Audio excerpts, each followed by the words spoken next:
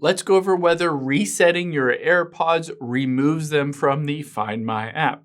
Now, if you have AirPods and you want to reset them or bring them back to factory default, you might be wondering, does it remove them from the Find My app and able to basically track exactly where those AirPods are?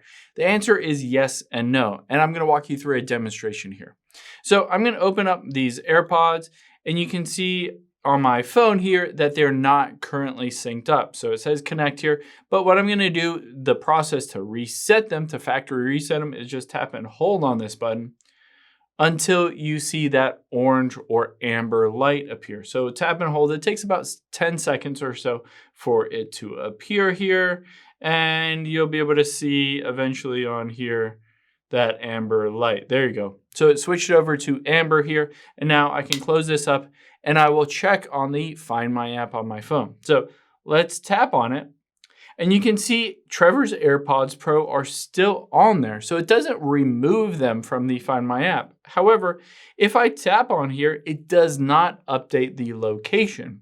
So as soon as you tap and hold that button, it basically wipes the ability for this Find My app to access the location of these AirPods, but it doesn't remove the device from the Find My app. So I could still look through here. I could hit the play sound. I could activate as lost. I can do all these different things, but I just can no longer track the location of these specific AirPods. You can see 4 minutes ago, it just basically will tell you the last location that it did track, and then it won't be able to update it from there going forward. Hope this helps. If you have any questions on that, leave them in the comments down below, and I'll catch you on the next one.